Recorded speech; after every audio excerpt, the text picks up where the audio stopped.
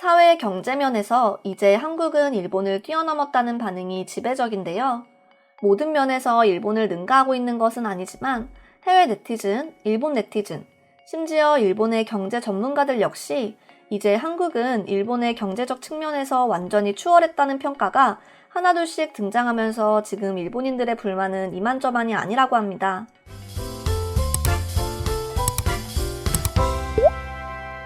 최근 일본의 언론에서는 도대체 왜 일본의 임금은 인상되지 않는 건가요? 라는 기사가 올라왔습니다. 지난번 영상에서 말씀드렸다시피 현재 한국과 일본의 임금은 거의 차이가 없거나 혹은 일부 지역에서는 한국이 이미 일본의 임금을 뛰어넘었는데요. 해당 기사에서도 이런 내용을 담고 있었습니다. 특히 현재 일본의 노동조합 역시 일본 전역에 일률적으로 1,500엔으로 최저임금의 인상을 요구하는 성명을 발표하고는 있지만 현재 일본의 중소기업 측에서는 부담이거나 지원할 수 없는 곳이 많고 점점 일본의 기업들 역시 가세가 기울어져 가고 있는 상황이기 때문에 현재 일본 내에서는 아무래도 높은 임금의 인상은 힘이 드는 것이 현실이라고 합니다. 그리고 현재 전 세계적으로 전염병의 대위기가 발현되어 있는 것도 이유가 될 수 있습니다. 상황이 이렇다 보니 일본인들 사이에서는 도쿄, 오사카 같은 대도시에서 거주하기를 원하는 사람보다 지방으로 이주를 희망하는 사람이 늘고 있다고 합니다. 아무래도 현재 도쿄나 오사카 같은 대도시가 임금은 높을지 몰라도 동시에 물가가 비싸기 때문에 생활을 유지하는 데 어려움이 있는 것도 사실입니다. 심지어 지방도시의 경우 의외로 임금이 높기도 하고 물가가 대도시에 비례해서 상당히 저렴하기 때문일 수도 있습니다. 그래서 일본 정부 역시 이것을 타개하기 위해서 여러 방면으로 대책을 강구하고 있지만 사실 일본의 낡은 정책과 아무래도 기업들의 경영, 매출 부진으로 인해서 점점 경제가 어려워지고 있기 때문에 일본에서는 어려움을 헤쳐나가기란 사실 이만저만 힘든 것이 아니죠. 심지어 이렇게 경제가 어려워지다 보니 사람들의 소비 심리는 줄어들 수밖에 없는데요. 그리고 사람들의 이런 심리는 아주 오랜 기간 이어지고 있습니다. 그렇다 보니 일본 정부 역시 임금이 먼저인지 어떻게 소비를 장려할지의 기로에서 고민하고 있는 것이고 또한 최저임금의 인상이 과연 경제에 얼마나 좋은 영향을 미칠지에 대한 생각이 깊어질 수밖에 없는 것인데요. 사실 생산, 임금, 소비 이 세 가지가 항시 맞물려야 경제가 성장하게 되는 것인데 지금 일본의 경우 무엇 하나 제대로 이루어지고 있지 않기 때문에 더더욱 어려움을 겪고 있을 수밖에 없습니다. 그래서 현재 해외 네티즌들 사이에서는 과연 지금의 일본은 내가 과거에 알던 그 나라가 맞는 것인가? 어떻게 이런 나라를 보고 선진국이라고 할 수 있는가? 라고 하는 반응도 나오고 있다고 합니다. 특히 일본인들의 경우에는 2018년에 이미 한국에게 역전되어 버린 최저임금 소식에서도 부러움을 나타냈고 여전히 한국의 경제성장과 발전을 바라보면서 배아파하는 반응도 다수의 사람들이 보여주었는데요. 오늘은 한국의 경제성장과 자국의 현재 어려운 경제위기를 바라보면서 일본 네티즌들은 어떤 반응을 보이고 있는지 살펴보도록 하겠습니다. 지금 일본만 임금이 상승하지 못하는 이유는 반복되고 있지만 나라 전체적으로 경제가 성장하지 못하기 때문이다. 사람들의 소비 심리를 이끌어낼 만한 일본 기업들과 정부의 아이디어가 없고 무작정 물가만 높이고 있기 때문에 이런 상황이 발생한 거야. 과거 파견법을 도입한 고이즈미 정권에서부터 인당 GDP가 5위에서 30위까지 급락했던 적도 있어.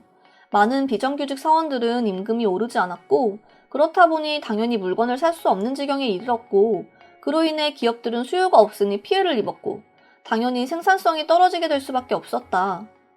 일본 정부는 제대로 된 해결법을 내놓고 있지 못하다. 물론 옆나라 한국의 정부는 어떤 정책을 펼치고 있는지 모르겠지만 매년 경제가 조금씩 성장하고 있는 모습을 보면 그저 배가 아파올 뿐이네.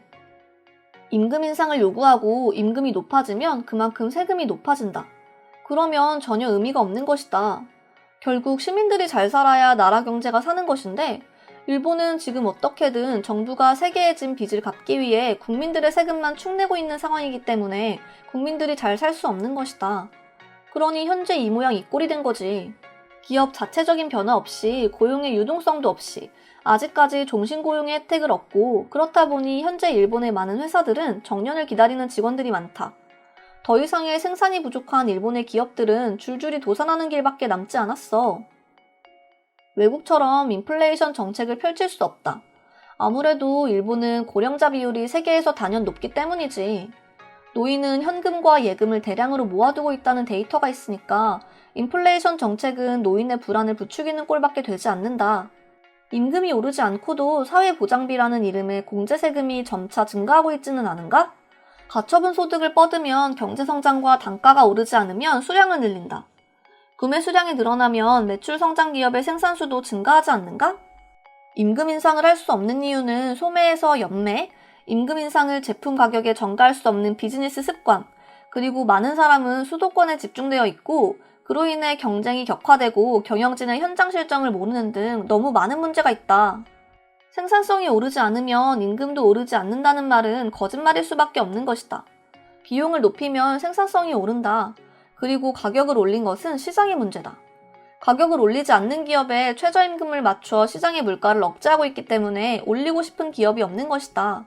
그리고 가장 큰 원인은 외국인 노동자가 저렴한 임금 체계를 유지시키기 때문이야. 궁극적으로 무능하다고 해서 해고할 수 없기 때문에 급여가 오르지 않는 것이다. 반면에 궁극적으로 말하자면 해고 규제를 비롯해 여러 규제가 생산성이 오르지 않는 원흉이 되는 것이다. 정부 정책, 기업들의 규제, 이런 것들이 먼저 해결되어야 하지 않겠는가? 대기업이 잉여 인원을 안고 있는 경우에는 경제 성장도 없는데 평균 임금이 상승할 수 없는 것이지. 일자리를 잃는 사람은 대체 어디로 가는 것인가? 최저임금의 인상은 국가가 강제적으로 경제를 성장하라고 어르고 달래는 것 같은 느낌이 없지 않아 있는 것이지. 왜 임금이 오르지 않냐고? 그건 간단하게 이야기할 수 있다. 일본인들은 저렴한 것, 그리고 저렴한 서비스만을 고집하기 때문이다. 물건을 만들기 위해서는 재료비도 필요하고 인건비가 들어가는데 사람들은 모두 이들을 낮추려고만 한다. 그렇다 보니 외국인 노동자를 찾게 되는 것이기 때문에 국민들의 일자리 감소되고 아르바이트, 비정규직의 업무밖에 할 수 없기 때문이다. 한국도 비슷한 상황이라고 하지 않는가? 그런데 왜 우리 일본만 이런 피해를 입고 있는 건지 전혀 모르겠다. 일본의 경제가 정체되어 있는 것은 첫째도 둘째도 득을 보지 않는 시장에서 경쟁을 계속하는 것이 이유다. 상품화가 진행된 기존의 산업에서는 비용이나 경비의 절감이 경쟁력의 원천인 경향이 있다. 미국과 중국이 세계 경제에서 큰 영향력을 행사하는 이유는 일본에는 없는 시장의 변화가 끊임없이 계속되고 있기 때문이다. 영국의 임금 인상률의 사회실험에서 연간 6% 내외의 인상이 실물 경제에 가장 긍정적인 영향을 미치는 결과로 나왔다. 동시에 임금 인상이 12%를 넘으면 불안정한 결과도 나왔다. 그리고 이 결과는 한국에서 잘 보여주었다고 생각합니다. 생산성을 올리는 것은 매우 어려울 것이다. 대기업의 직원들은 정말 일하지 않는 사람들이 많다. 그래도 월급을 지급하잖아. 그러니 업무를 효율적으로 추진할 필요가 없는 거다. 정부는 경영자가 생산성이 높이지 못하는 사람을 해고할 수 있도록 해야만 일본의 사회가 변화할 수 있는 것이다. 우선 파견 제도를 폐지해야 한다고 생각한다. 직원의 급여를 올려도 파견 하청급여는 오르지 않습니다. 이렇게 오늘 일본인들의 경제적인 어려움을 겪고 있다는 소식에 달린 일본 네티즌들의 반응 알아보았습니다. 이상으로 오늘의 영상은 마칠 텐데요. 다음 영상으로 찾아오겠습니다. 감사합니다.